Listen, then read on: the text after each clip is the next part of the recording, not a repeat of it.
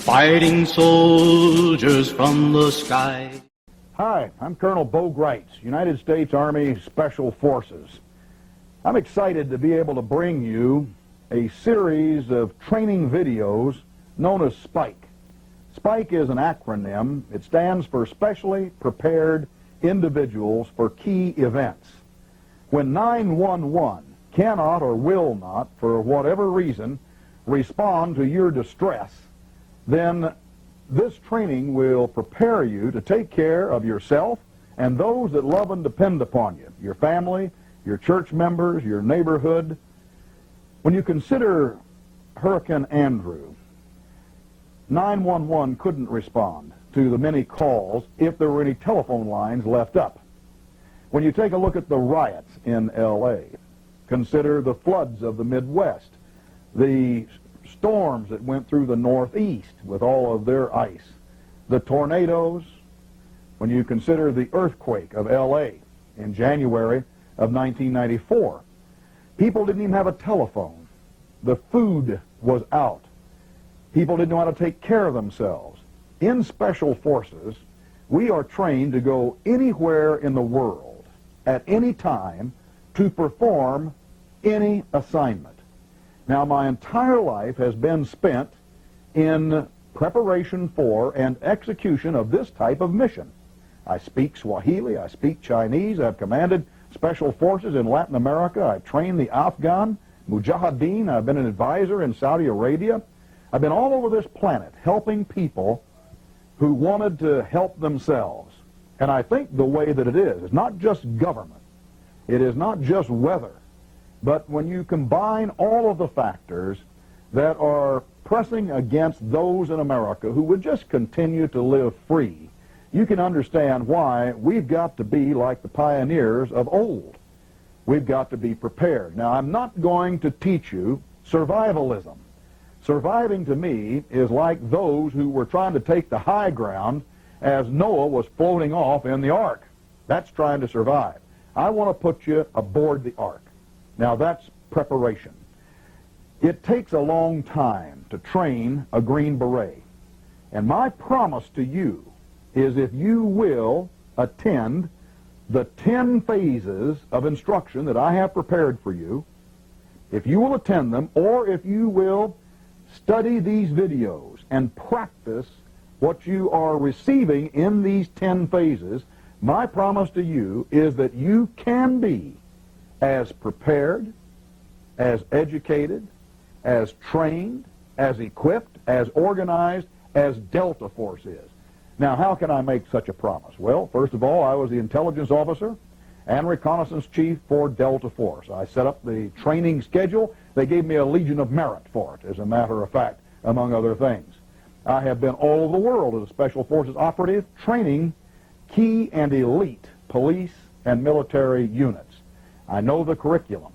I have checked your curriculum. It's going to take me 3 years to train you, but in these 10-phase videos, you'll receive every word of instruction except the expletive deletes. We have, for example, in some following phases where we'll be teaching you gun control. The only gun control for responsible Americans should be able, with the ability to hit the target with every shot. If you point a gun, however, at one of our instructors, you're going to receive an expletive delete. Now, we'll eliminate that, but other than that, you're going to get every word of instruction. You won't be there in 3D. I'm not just training you in SPIKE as an individual, because, friends, I'll tell you something. By yourself, you're not going to be able to make it. You cannot be all things to all people. I'm going to train you to be an instructor so that, like one candle, I can light your fire, and you'll go out and share the skills that you'll receive in this training session to light as many as you will, and they can go out to light those. In addition to the training, we have identified and we have accumulated all of the equipment that you will need to do what you're being trained in. Now, the learning curve can be very steep because there are jillions of options in selection of equipment out there. Some of it's very high dollar, some of it's very low. Some of it that is high dollar is not worth the powder to blow it to kingdom come. And some of the very low dollar stuff is prime. We have gone through and we have identified for you all of the equipment. Not only that, but we have negotiated with the vendors, and we have the lowest prices, I can guarantee you, in America. As a Spike participant, your purchase of this video qualifies you to a catalog that gives you special discounted equipment so that you can supply your own Spike people. Now, this is phase 1. You're going to receive 10 phases in total. Each phase will be divided into primarily 4 major areas of focus. Each phase we will have a self-defense, and each phase we will have a medical part, and then you'll have 2 specialized classes. Now, in phase 1, we're going to use Scott David Weekly. This is a Navy SEAL who has been with me all over the globe. We were the first 2 U.S. agents ever to go into and come out alive from the infamous Golden Triangle of Burma, back when you couldn't go to Burma as a visitor. Scott Weekly is a living 3D MacGyver. The man is a genius. He was Ollie North's classmate in the Naval Academy. You're going to love Scott David Weekly the same way that I do.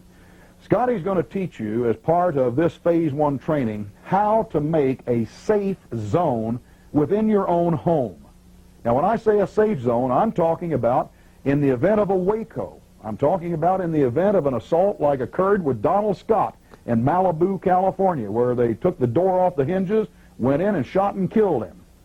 I'm talking about the Weaver incident in northern Idaho, where I was able to bring out alive what was left of the Weaver family, the 3 daughters, Randall Weaver and Kevin Harris. They were adjudicated innocent, even though they had been accused of murder of a U.S. Marshal, and 2 of their family. Little Sammy, a 13-year-old boy, was shot in the back by a U.S. Marshal, Arthur Roderick, and Vicki Weaver, Vicky's bride, Randy's bride, shot standing in the door holding 10-month-old Alicia by FBI sniper Lon Horiuchi. We're going to teach you how to make a safe zone so you have everything within a room of your home. I don't care what the size is. Weaver only had a 30-foot square cabin. Scott is going to teach you how to have a safe zone so that if anything funny happens, and it's not funny when it happens to you, you'll be able to assemble your family there, and you'll have everything required to communicate, to defend yourself, and to live through and survive any kind of an assault by weather or man or 2- or 4-legged critters. Now, Gary Goldman is going to follow Scott Weekly's presentation with land navigation and map reading. If you don't know where you are, you're in big trouble. If you don't know how to go someplace from where you are, you're in trouble. In Vietnam, I was the chief instructor for the Recondo School. We took all of the LRPs, long-range reconnaissance patrol, and rangers, and I was the chief instructor to train them. One of the things, I would not allow them to graduate from the Recondo School unless they could positively read a map, use a compass in land navigation. Gary Goldman is going to teach you. You may say, I've been a person who has done cross-country land navigation all of my life. You're going to learn something from Goldman, I promise you. If you've never picked up a map, you've only listened to your spouse try to tell you how to get someplace, you're going to learn a lot from Gary Goldman. Now, the third part of this is going to be emergency medical training. We're going to teach you how to suture. We're going to teach you how to debride. We're going to teach you dentistry. We're going to teach you combat surgery. You're going to learn it all in the 10 phases to keep my promise where you'll be as qualified as Delta. As a matter of fact, in phase 8, we're going to award you a Green Beret because you will have completed all the phases and all the training that a normal Green Beret does. In phase number 9, you're going to get a flash that shows that you are fully qualified. And in phase 10, on graduation, there's crossed arrows for you. You will have earned them. But you've got to start here. And we're going to teach you in the EMT training the things that you need to keep someone alive regardless of the circumstance. whether it's been a hunting accident way up in the north reaches of Montana, where there's no hope of communicating or getting someone in there, or whether it's right in the kitchen where most accidents occur. The fourth part of Phase 1 training is self-defense. Friends, when you consider that we had a homeless person in Washington, D.C. that had been in a terrible accident just a few years before, his body was so badly burned and scarred that his fingers were fused together. You may have seen it on the television news or read about it in the newspapers. He had a knife that had been actually taped to his hand.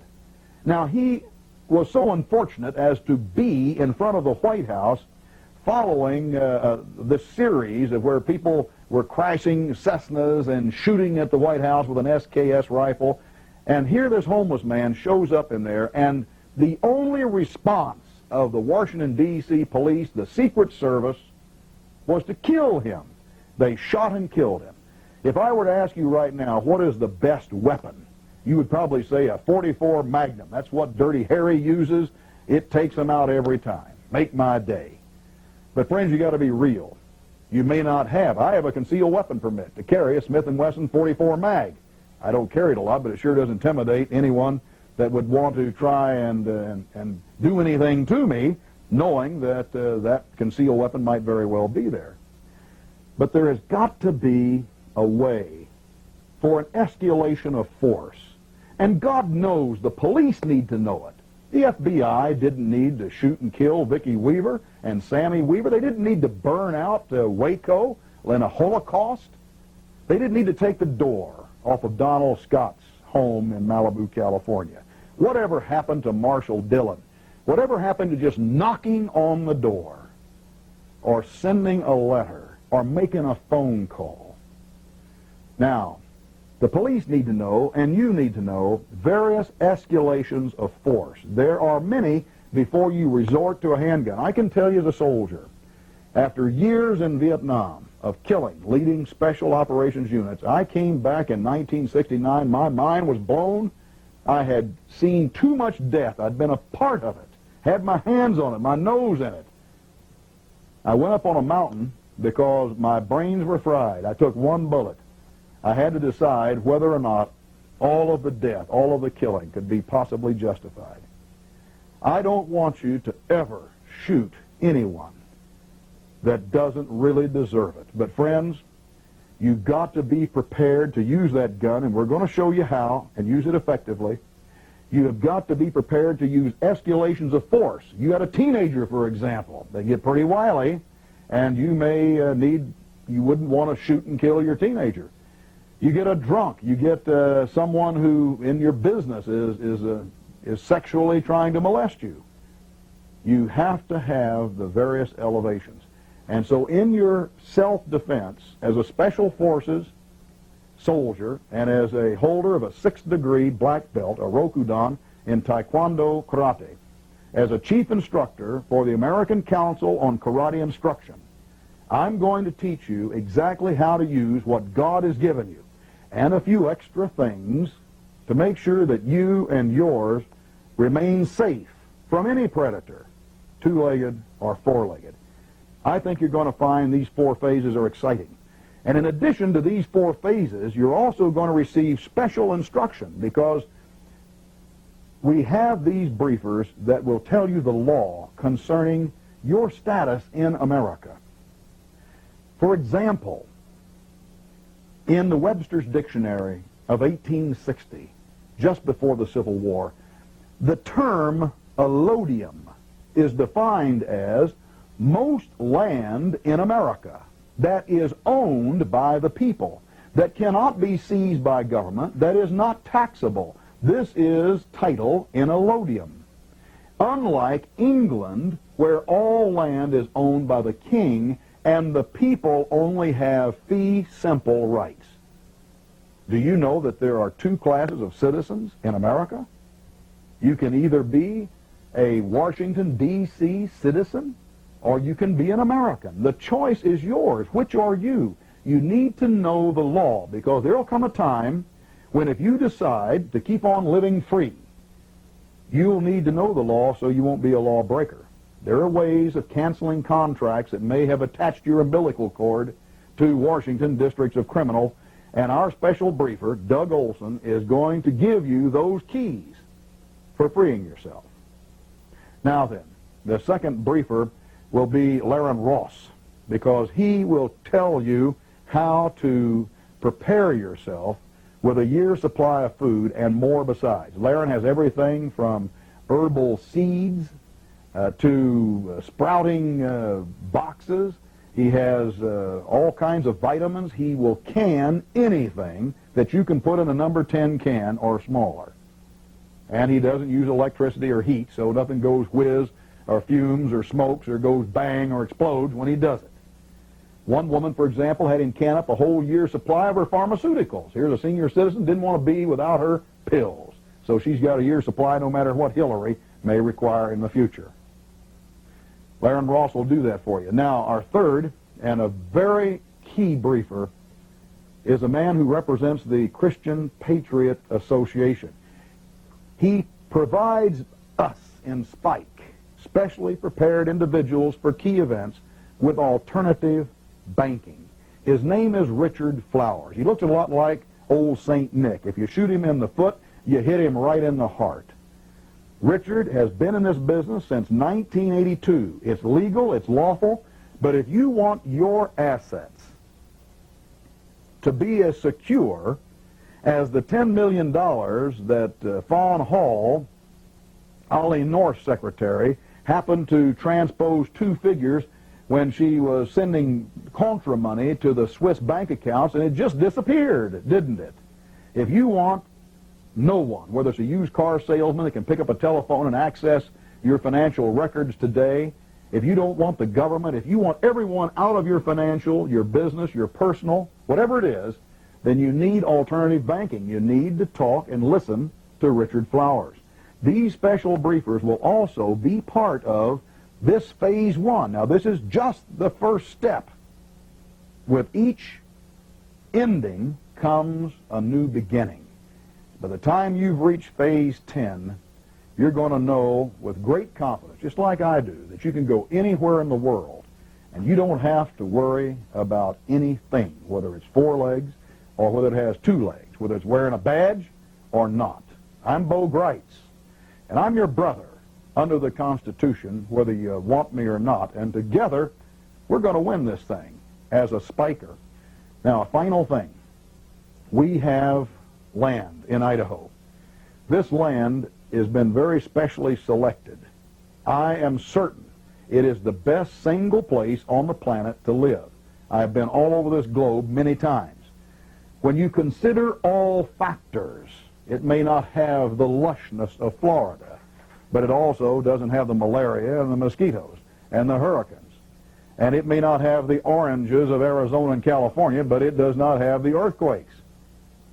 When you consider all things, Kamei, it means rope droppings in the Nez Perce Indian language. It's the place where they used to winter over. They saved the bacon of Lewis and Clark, if you'll go back and read your history.